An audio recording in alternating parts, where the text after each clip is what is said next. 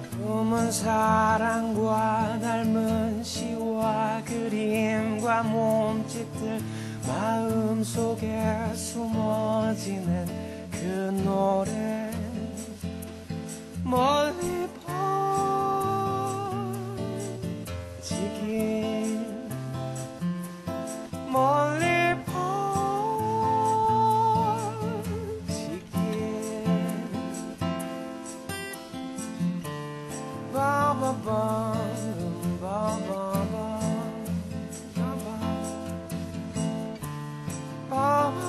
바바밤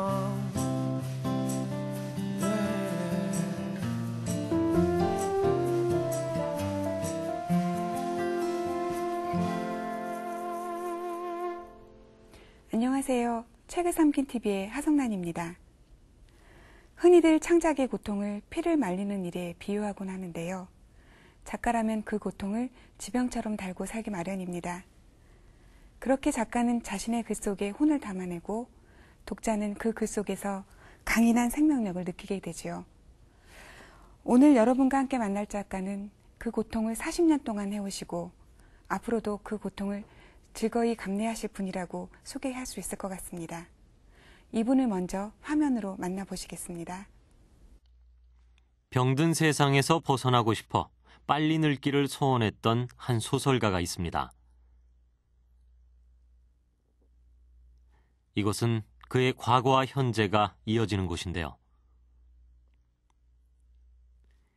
이순이 넘은 나이에도 왕성한 필력으로 창작의 혼을 불태우고 있는 그는 소설가 김원일입니다.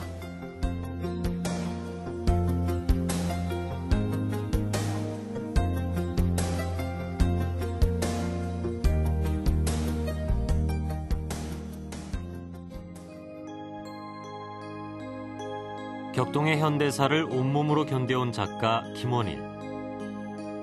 그의 소설 속에는 전쟁의 참혹함과 그 상흔으로 남겨진 가난, 그리고 이념적 갈등이 빚어낸 아픈 가족사가 담겨 있습니다.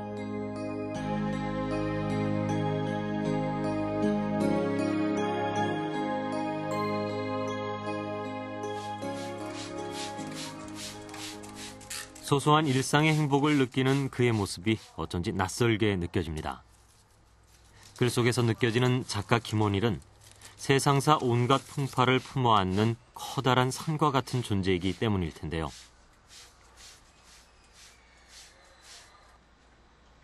그렇게 우리 사회는 또 이 시대는 그에게 역사의 산 증언자가 되기를 강요한 것은 아닐까요? 그럼에도 그는 너무도 성실하고 근면하게 개인적인 경험을 바탕으로 한 사실적인 글쓰기를 우리에게 쉼없이 전해주고 있습니다. 뿐만 아니라 도시 하층민들의 삶의 좌절과 희망을 탐색한 소설과 우리 시대의 다양한 삶의 유형을 대변하는 책, 그리고 분단 상황과 현실의 모순을 사실적으로 표현한 소설 등 작가의 문학적 영역을 넓힌 작품들도 잇따라 발표했습니다.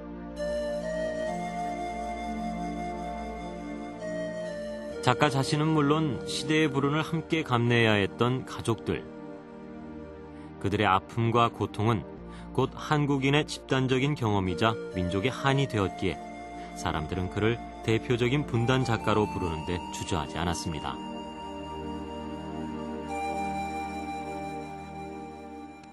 여기 세 번째 칸에 꼽힌 한 30여 권의 책들이 제가 출판한 소설을 별도로 모아서 꽂아놨습니다.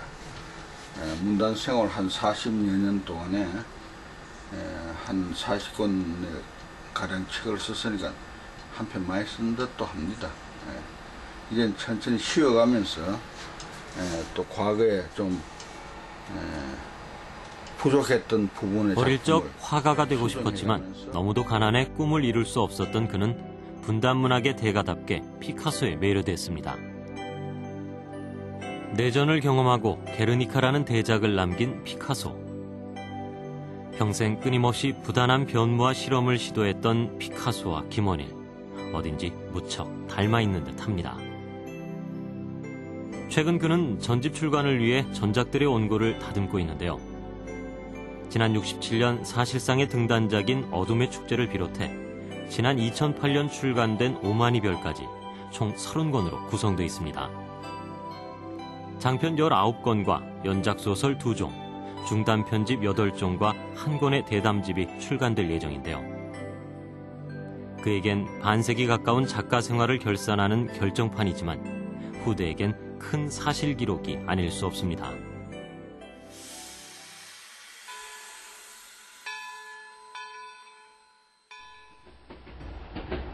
작가 김원일이 나고 자란 경남 진영읍. 어린 시절 추억이 자리하고 있는 곳이자 그의 장편소설 노을의 주요 무대이기도 한데요. 광복 이후부터 좌우 대립이 격렬했던 곳으로 한국전쟁 당시에는 이 지역의 많은 가족들이 이념 갈등으로 고통받아야 했던 격전지였습니다. 그 시대를 상징하듯 처연하게 서 있는 김원일 문학비에는 우리의 현대사가 겪어온 모순과 갈등, 사랑과 증오, 의지와 배반을 성실하게 담아낸 거장의 숨결이 느껴지는 듯한데요. 그를 만나봅니다.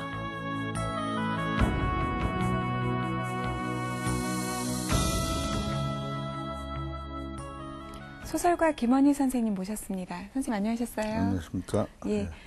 이제 전업작가가 되신 지 얼마 안 되셨지만 몇 년 전만 해도 동서문학 때문에 많이 바쁘셨었잖아요. 네. 네.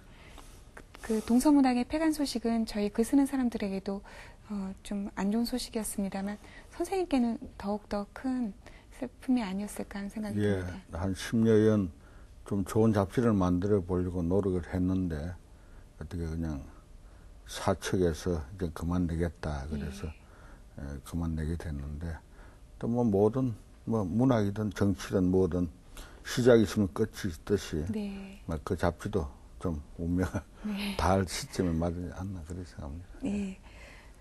건강이 조금 안 좋으시다는 소식을 들었어요.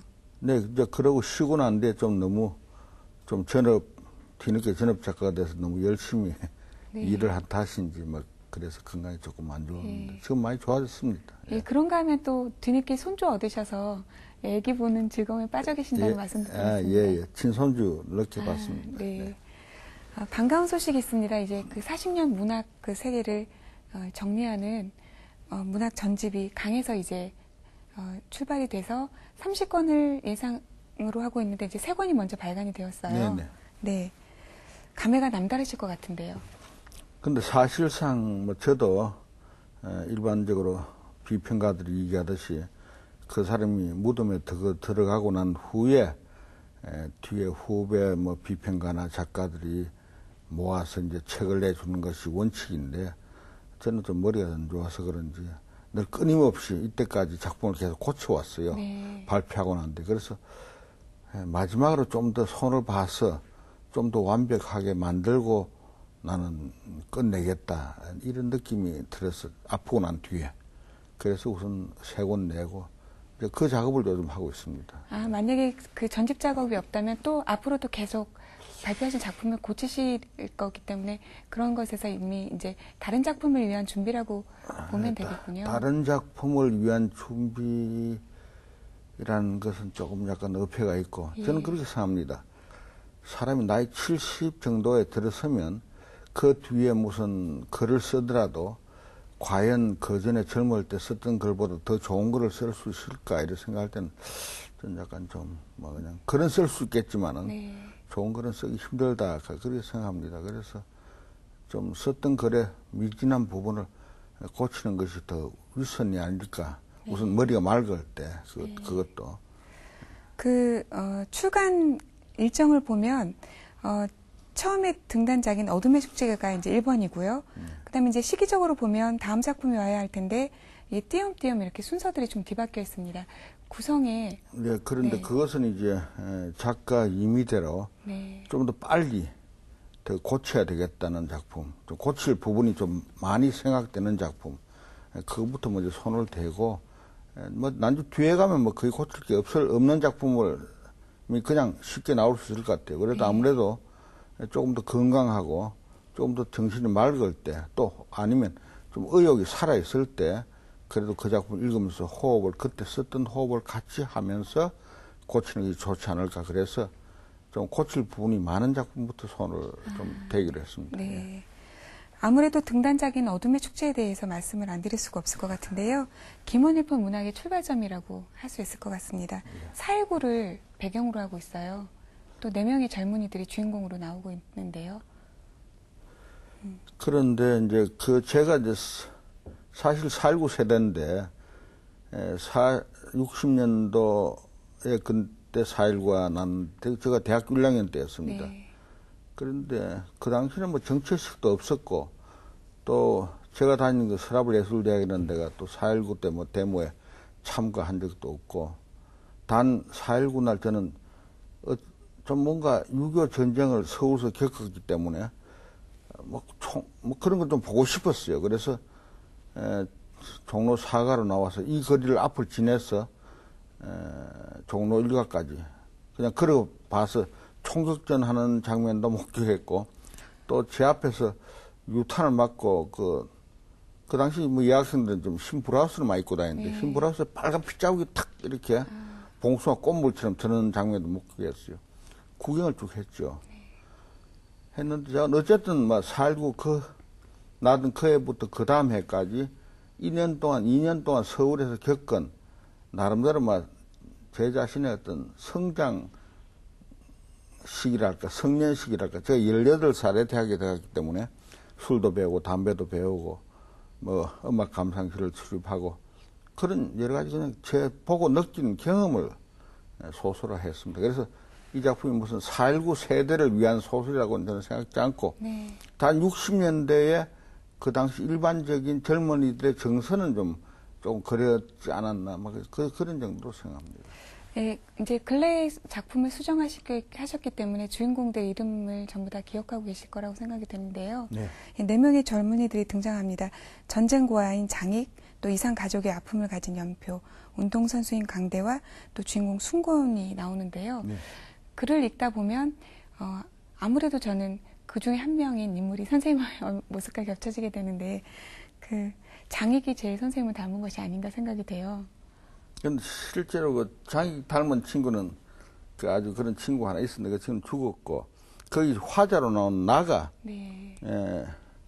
그 뭐 아주 과수원 집 아들로서 그냥 시골 중산층 가정 출신인데 아마 제 꿈이 아마 그랬는지도 모르겠어요. 그런 좀 약간 유복한 가정에서 태어났으면 싶은 꿈 때문에 그런지 모르지만은 저는 그 대학교 다닐 때 그렇게 용감하지 하거나 또 저돌적이도 못했고 그냥 내성적이고 소극적이고 좀 이렇게 그런 저돌적인 그런 열정이 강한 친구들 뒤를 따라다니면서 봤기 때문에 그 화자가 막 그냥 주인공 나를 좀 닮은 사람이라 그렇게 생각됩니다.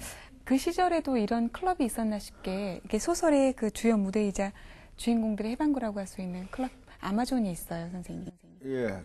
그런데 거기 나오는 뭐 주인공 이름도 같고 거기 그 친구들이 겪은 그런 여러 가지는 뭐 제가 발표할 때하고 똑같습니다. 단 문장을 좀 다듬었을 뿐이지 나머지는 손을 보지 않았는데 그런 술집은 없었는데 제가 그 당시 이제 그런 라틴 음악이라든지 또 그런 남미 그런 그것을 좀 좋아했기 때문에 이제 그런 술집을 하나 만들었죠. 가상으로 만들었지만 그 제 자신 느낌은 그때 느낌하고 똑같은 그런 느낌을 가지고 또 그런 막 열심히 또 춤도 막 아무 따나 요즘 말하면 막춤이라 그럴까 그런 춤도 추고 다니고 그랬습니다. 예. 지금 저는 좀 당황스러운 게 예. 선생님과의 질문과 대답이 이런 식으로 이루어지리라고 생각하지 않았거든요. 근데 선생님이 동시대 제 또래 보다 더 후배인 친구들이 하는 얘기처럼 말씀을 해주셔서 굉장히 의아하면서도 흥미롭다는 생각이 듭니다.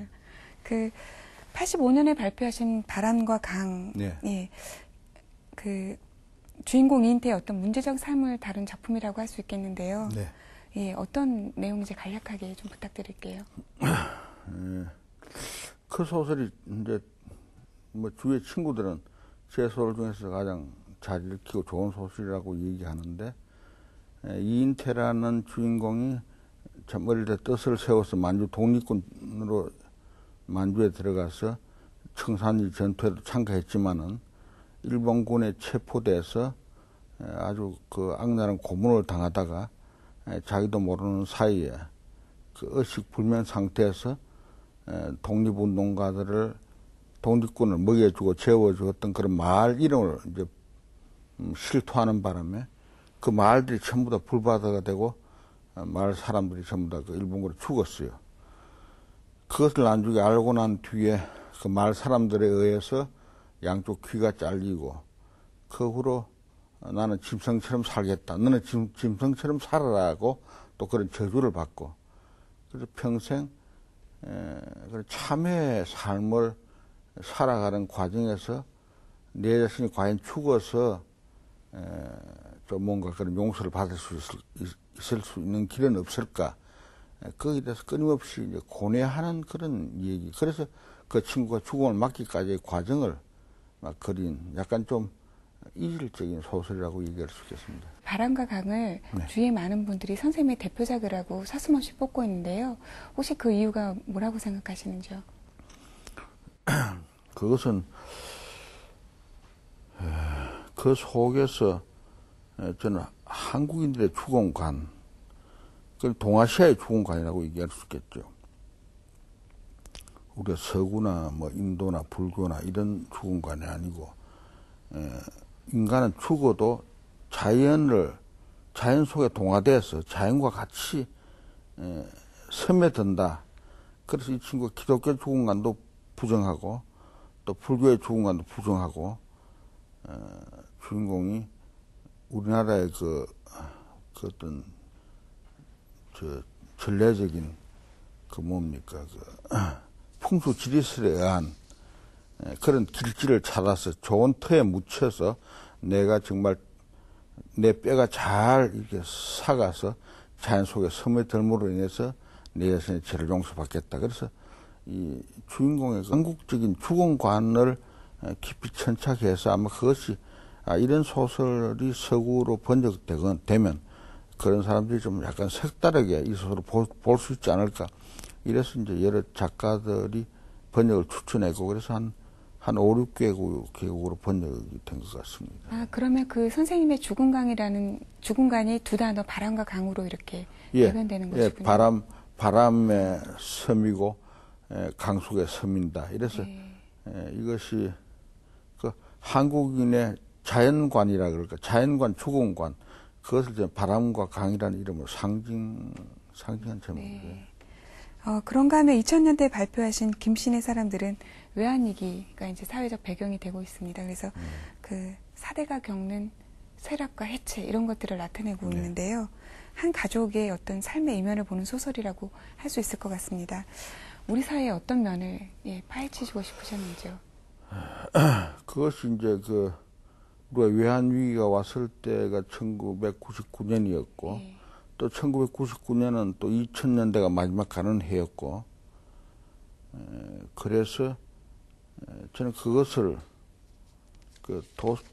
토마스 만의 브릿덴 브루거의 집안들, 토마스 만 작가를 저는 상당히 숭상하고 또 그분 작품 많이 읽었는데 그것이 브릿덴 브루거의 집안들이 그 4대의 몰락, 시민성이 차츰 예술성으로 기울어져 가지고 몰락에 관한 과정처럼 이제 이 집안도 첫 때는 이북에서 피라 내려와서 평양 냉면집으로 크게 성공했으나 2대, 3대로 물러오고 4대로 오면서 점점 쇠락해가는 그런 것을 그런 세기 말 현상과 또 한국이 너무나 좀 한 2만 불 경제 성장을 했다 그래서 좀 뭐라 그럴까 세속적인 말로 좀 까분다 그럴까 좀 흥청망청하다가 갑자기 이제 그 외환위기 사태가 그 김영삼 정부 말기 때 오니까 확 몰락하는 그것을 이 집안의 몰락과 견주어가지고 한 달아보고 싶어서 쓴 소설입니다. 마침 그것이 또 그때 썼습니다. 제가. 네.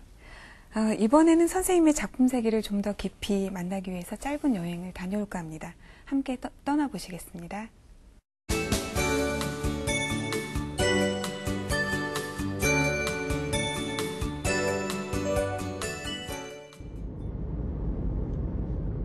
소설 속 무대를 찾아 떠나는 문학의 숨결이 있는 공간.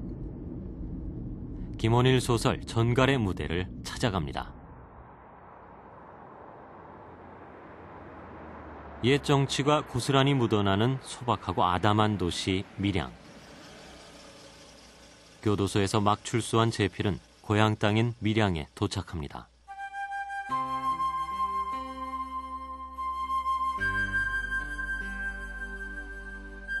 밀양은 할아버지가 고향이요 선대가 살아온 지방이다. 어머니 태반에서 내가 생겨났기에 그 무덤을 둘러보고 싶었고, 아버지 이력에 대해 좀 더 자세히 알아보려면 할머니와 친척 부치 증언이 필요했기에 어차피 밀양으로 가보아야 했다.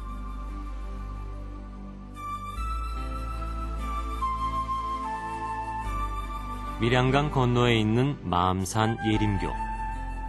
이곳은 제필의 과거이자 현재가 그려지는 중심 무대입니다. 그는 이곳에서 조모의 손에 맡겨놓은 자신의 아이와 애틋한 정을 나누며 조부의 행적을 추적합니다.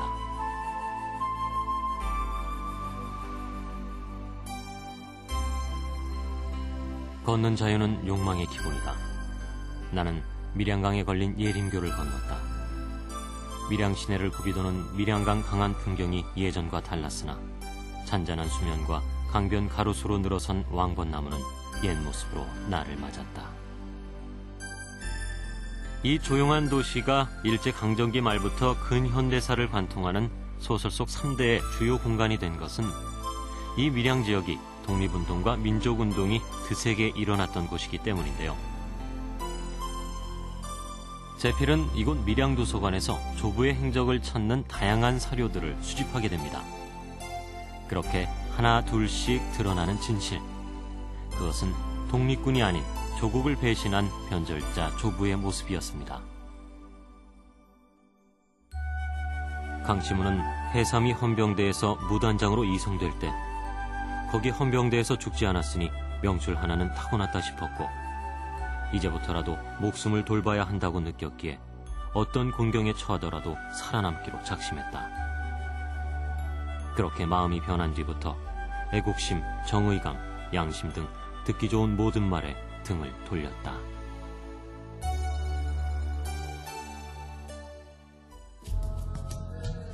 인간이 견뎌낼 수 있는 한계를 넘어선 고문. 고문이라는 단어로 설명할 수 없는 야만의 극치를 경험했던 조부의 모습도 확인할 수 있었습니다. 해방이 되자 밀양 땅으로 돌아온 조부 강치무는 세상과 등지고 싶었지만 또다시 시대는 그를 놓아주지 않았습니다. 조국을 배신했다는 죄책감 때문에 이번에는 남로당 밀양지부에 들어가 밀양군당의 중책을 맡게 된 것인데요. 태백산맥 꼬리에 험준한 산세를 이룬 표충사 뒷산. 빨치산의 은신처였던 이곳에서 제필은 조부는 물론 아버지의 불운한 삶도 떠올리게 됩니다.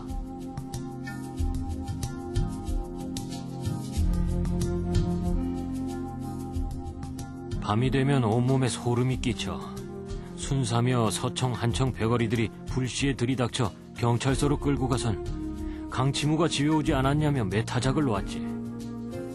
전쟁이 터진 후까지도 우리 집엔 경찰이 상주하다시피 했어.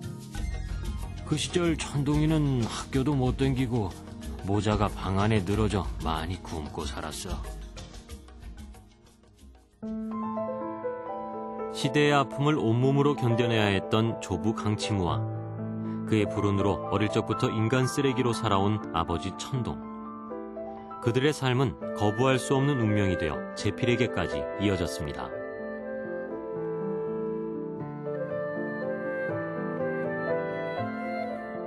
알코올 중독으로 폭력적인 아버지와 그런 아버지에 의해 강간당해 억지로 시집온 어머니. 그로 인해 일찍이 소년원 생활을 하고 필로폰 중독의 우울증 환자로 자살도 여러 번 시도한 주인공 강제필.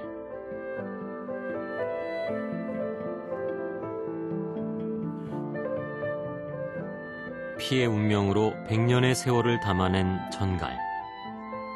그 역시 전갈과 같은 운명을 타고난 것일까요? 나의 반생과 할아버지의 일생을 저울에 올려놓고 경종을 비교해보았다.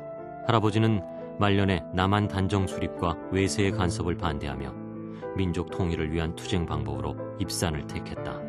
그러나 그 많은 입산 투쟁자들은 좌우 어느 쪽으로도 철저히 버림받았다. 한 사회나 집단으로부터 버림받았다는 그 경중만은 어느 정도 내 반생과 할아버지의 생애가 일치했다.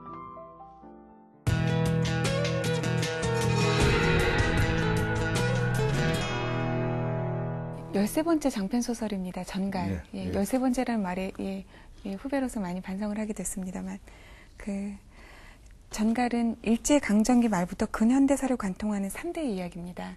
예. 젊은 작가들은 당대, 그러니까 일대 이야기를 하는데도 급급한데요. 그러니까 여러 소설들에서도 그렇고, 선생님은 말씀하시고자 하는 폭이랄까요? 그런 것이 굉장히 넓다는 생각이 듭니다. 그 자료조사부터 그 방대한 그런 것들을 어떻게 다 준비를 하시고 소설을 쓰시는지도 궁금했고요. 근데 문학을 이제 한 3, 40년 하다 보니까 결국 이제 내가 산 시대와 내가 살기 전 시대와 또 뭐 지금 살고 있는 시대를 다 이제 공부를 좀 하게 되는 거죠. 뭐 역사학이나 또 사회학이나 이런 관점에서. 그러니까 제가 이제 달아온 세계가 넓은 소나무 같이 일제하를 달아왔고, 그 다음에 해방 공간을 다룬 것이 이제 불의 제라는 긴 소설이 있고, 그 후로 이제 6.25 전쟁에 관한 여러 가지 소설을 또 써봤고, 전쟁 후에 산업화 시대에 60대 들면서 박정희 시대의 도래와 더불어 농촌 경제의 황폐화와 도시 산업화의 이행 과정을 지켜봤기 때문에 그런 시대를 아우러서 쓸 수 있다는 것은 뭐 저희 세대 작가들이 뭐 하여튼 어떤 면에서 행복하다고 볼 수 있겠죠.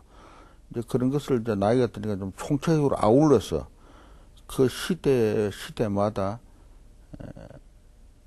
좀 여러의 인물, 또 소외된 인물, 또 실제로 그 시대에서 열심히 일을 했지만은 전혀 그 시대에 양지에 나서지 못하고 그 엄지의 그늘만 찾아다닐 수밖에 없었던 운명적인 또 비극적인 사람들에 대한 얘기를 한번 써보고 싶던 차에 그 3대를 압축해가지고 몰아넣어서 좀 써서 너무 짧은 소설에서 너무 긴 내용을 좀 다루지 않았나. 그래서 좀 저로서는 좀 실패했다 하지 않나. 뭐 이런 생각을 가지고 있는 최근의 작품이죠. 예. 가장 연민이 가는 인물은 아무래도 고문 때문에 일제 할아버지. 약제비로 변절하게 되는 그 할아버지 역할인데요. 예. 개인적으로 전갈에 등장하는 수많은 등장인물 중에서 가장 애착이 가는 인물이 있으신지요? 저도 이제 그 할아버지의 생애가 이제 그 사람은 처음에는 좋은 뜻으로 출발했지만은 결국 여러 가지 우여곡절을 겪으면서 결국 이제 변절이라고 볼 수 없지만은 관동군 헌병대 정문 수위가 됐고, 그 다음에는 이 사람이 또 좌익에 가담했다가, 그 다음에는 석방되고 난 후에 그냥 몰락에 생애를 걷는 그런 사람이 제 주위에서 참 많이 봤습니다.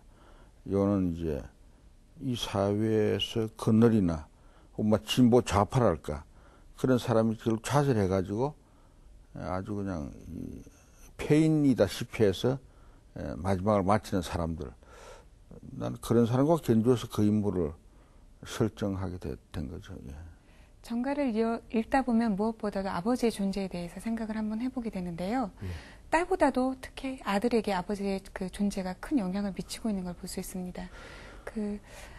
시대적으로 아버지의 역할을 빼앗긴 그런 시대였지만 특히 선생님께서도 개인적으로 그런 경험이 있으신 거예요. 그런데 이제 그 아버지 문제는 제 아버지 같은 경우는 제 아버지도 본인 스스로는 혁명가라고 자처해서 정말 요즘 말하면 빨치산, 저들이 말하면 유격대 출신으로서 험난한 생애를 겪다가 일찍 이제 별세했다는 이북에서 돌아가셨다는 소문을 들었는데, 그 사람은 자기 나름대로 삶을 살았으니까 이념적으로 살았으니까 행복할지 모르지만 우리 가족적인 입장에서 보면 그런 사람들은 가족에게 큰 짐을 지우고 엄청난 고통과 고생을 시키고 가난을 가난하게 만든 그런 아버지로서 책임감을 못한 사람이죠.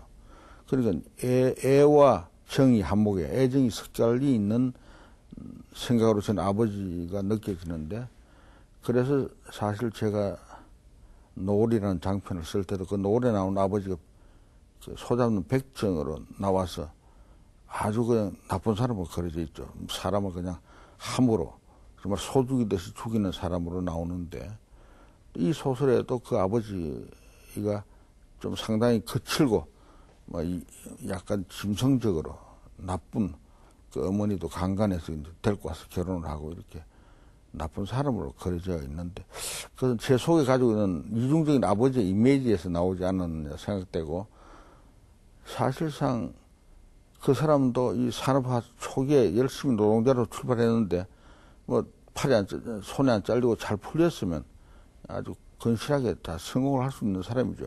그런데 인생이 이제 운명적으로 자기에게 비극적으로 닥치기 때문에 모든 것이 계속 나빠진 거죠. 그런 사람들도 이 사회에서 있고 또 있을 수 있고 저는 충분히 그려질 수 있다고 생각하기 때문에, 또 그리고 그런 사람을 우리 소설에 잘 그려지지가 않았어요. 그래서 그냥 한번 그려봤습니다. 정갈에서는 특히 특징이 있는 인물들이 등장하는데 강치무와 강제필입니다. 예. 그 인물들이 맡고 있는 역할은 무엇일까요? 좀 약간 동의할 수 없는 부분들이 좀 있기는 했는데요. 예. 네. 그래서 아까 조금 전에 얘기했지만은,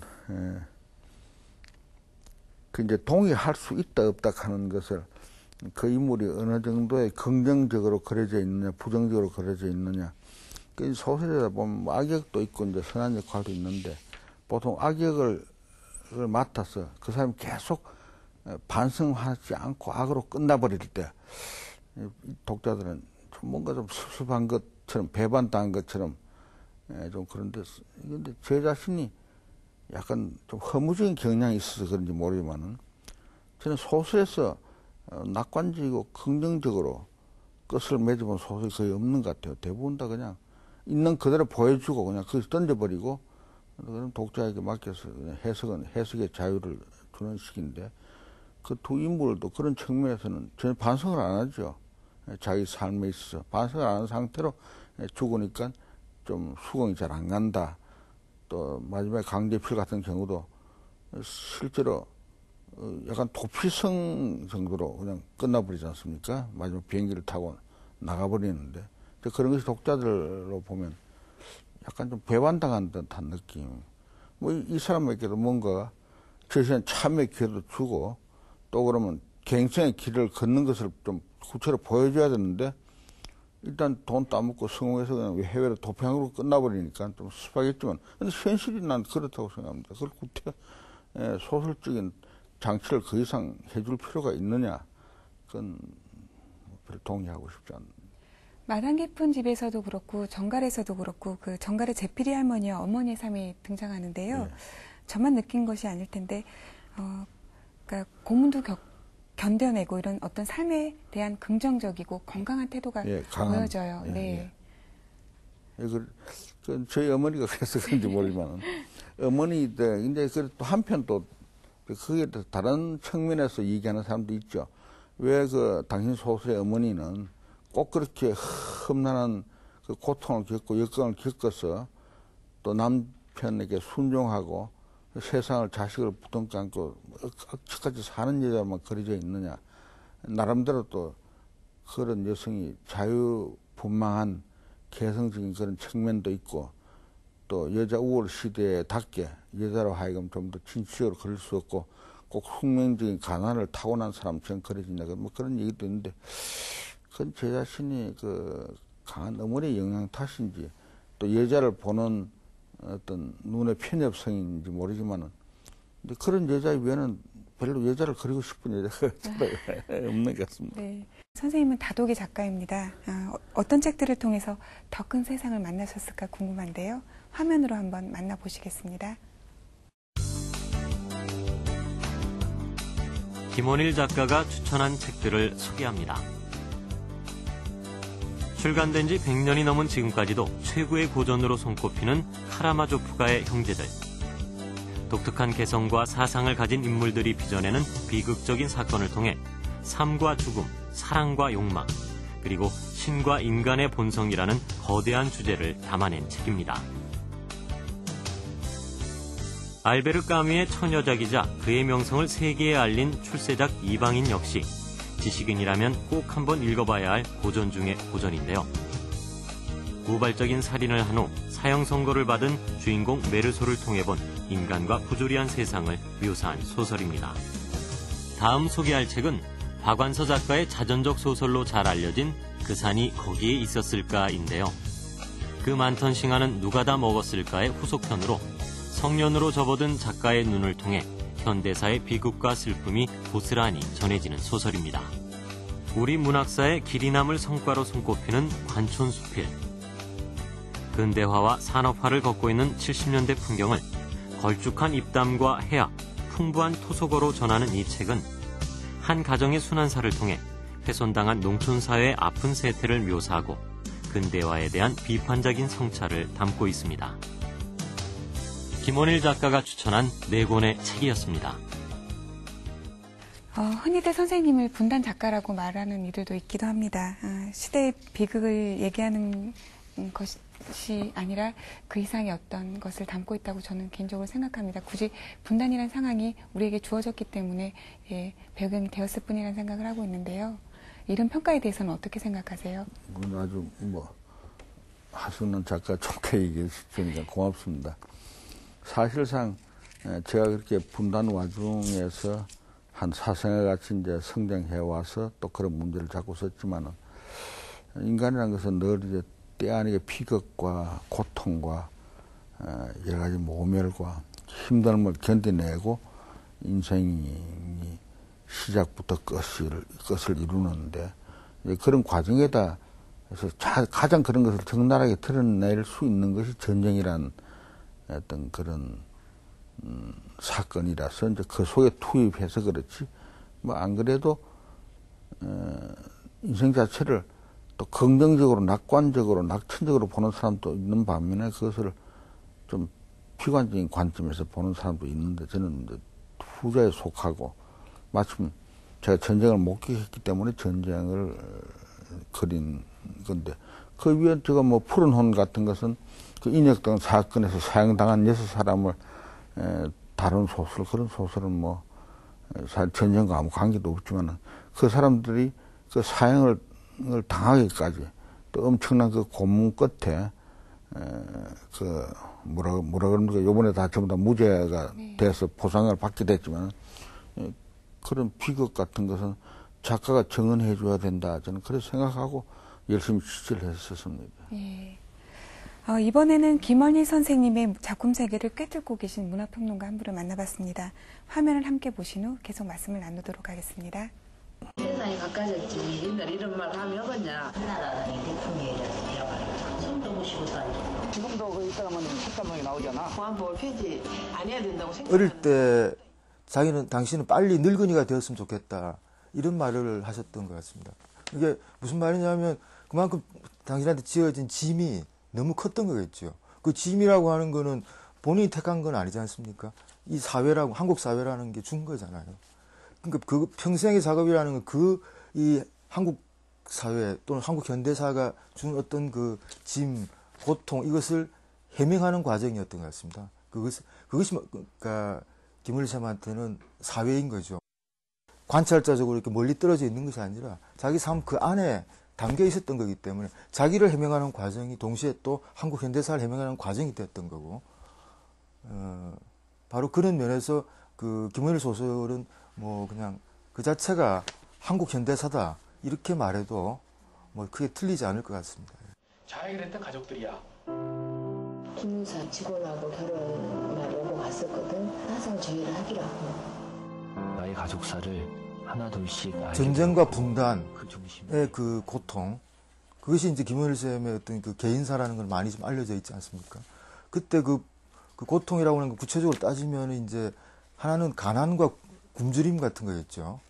그것이 이제 한편에 있고, 하나는 그 아버지의 부재, 그 이념의 갈등 속에서 아버지의 부재, 이 두 가지 축이 있을 텐데 이 두 가지 축을 이제 김원일 선생님은 처음에 개인적인 그 아픔에 대한 그 해명 뭐 또 탐구 차원에서 이제 시작을 하셨던 거지만 그것이 조금 더 넓혀지면서 이것이 우리 한국 현대사의 가장 핵심적인 어떤 그 영역으로 이렇게 조금씩 확장되고 심화되어 나갔던 겁니다. 그러면서 이제 그 방식을 그 아주 그 견고한 리얼리즘, 어떤 남성적 리얼리즘이라 할 수 있는 아주 견고한 리얼리즘, 또 그 풍성한 이야기, 뭐 아마 숱한 경험과 취재가 받침된 거겠지만 그것을 통해서 이제 아주 그 읽고 나면 아주 중후한 감동을 전해주는 그 한국에서 아마 그 김원일 선생 문학의 자리를 대체할 수 있는 그 어떤 걸 상상하기 힘들 정도로 아주 그 한국 문학의 어떤 거목이 아닌가 그렇게 생각을 합니다. 원망하고 후회해봤자 한 번 지나간 일 뭐할 거예요? 그냥 좋은 분으로만 알고 있었던 외할머니가 그렇게 김원일 소설이 우리한테 주는 큰 어떤 뭐 교훈이나 가르침이라고 한다는 거는 그것을 해명하는 과정이 아까도 말씀드렸지만 그 우리 공동체, 우리 같이 사는 세계 이게 대한 질문하고 이렇게 이어지고 또 그래서 그것을 통해서 자기 삶을 조금씩 또 자기 문학을 이렇게 갱신시키고 그 깊게 만들어 왔다는 점 이런 것은 뭐 아주 특별한 어떤 지점이 아닌가 그렇게 생각합니다. 그 마지막으로 드릴 질문은 그 여러 작가들에게도 드리고 있는 질문인데요. 예, 가장 어떤 대답을 하실까 궁금하기도 한 질문이기도 합니다. 선생님께 문학은 무엇입니까? 문학이라는 것 자체는 저는 이제 그걸 좀 애둘러서 설명하면 독자들에게 꼭 뭐 작가나 시인이냐 이렇게 문학가가 되려고 노력할 필요가 없이 나는 훌륭한 독자가 될 수 있는 것도 자기 삶에 중요한 거다. 문학이라는 것은 열심히 읽고 열심히 쓰다 보면 사람이 어떻게 사는 것이 바른 길이고 또 정직한 삶이 무엇이며 진실이 무엇이며 우리가 거짓이나 또 너무 지나치게 부유한 거나 이런 것을 다 물리치고 생각하고 근엄하고 또 한편으로는 자기 자신에 대해서 진지하게 고찰하고 또 내 주위를 돌아볼 수 있고 이런 여러 가지 삶의 지혜를 주는 것이 문학이기 때문에 열심히 그 쓰는 작업도 그 작업 중에 그런 인간이 살아나갈 길의 하나라고 저는 생각합니다. 그래서 늘 이제 어떤 문학이 저는 뭐 사실 기독교를 믿고 있습니다만은 종교와 같이 문학도 우리 인간의 삶의 정도를 예비해주고 가르쳐준다. 그것이 내 문학이고 또 문학을 하는 사람 또 문학책을 열심히 읽는 사람에게 들려주고 싶은 얘기가 됐습니다. 예, 이런 걸로 선생님의 어떤 문학 세계를 또 짐작할 수 있게 하는데요. 선생님 오늘 이렇게 먼 길 나와주셔서 정말 감사합니다. 네. 예, 감사합니다. 예, 감사합니다. 예. 책을 삼킨 TV 오늘은 여기까지고요. 마지막으로 김원일 선생님의 낭독을 끝으로 다음 시간에 뵙도록 하겠습니다. 감사합니다. 이 시는 볕 좋은 한낮이면 지팡이 짚고 장터마당을 천천히 돌며 다림을 올려는 극기 연습에 부지런을 떨었다. 그리고 막군 한씨를 찾아가 하루 동안 노새를 빌리겠다는 교섭을 마쳐두었다. 한씨는 노새에 수레를 달아 장군 짐을 이 장터 저 장터로 옮겨주고 품삯받는 일이 생업이었다. 장터 사람들은 어느 날부터인가 이 씨가 돌연 교회에 나가는 것처럼 노새 안장에 방석 깔고 앉아 장터 이쪽 저쪽을 왕복하는 그의 노새 타기 연습 장면을 구경하게 되었다. 노새를 타는 재미있냐고 누가 물으면 바지고리 차림으로 노새 등에 꾸부정히 앉은 이 씨 대답이 걸작이었다. 난도 독립군 시대에는 말을 타고 만주 땅을 호령하고 누베뜨렸소 하고 뇌의 모가지에 울대가 들먹거리게 가랑가랑하는 목소리로 창가까지 기어노 뼈를 칼춤 추고 말을 달려 몸을 달려놓고 새로운 지식, 높은 인격 정신을 길러 썩어지는 우리 민족 이끌어내는 새나라 세월이 이 누녀. 그게 무슨 창가라고 물으면 이 씨는 대한독립군가로 신흥무관학교 교관하고 했다.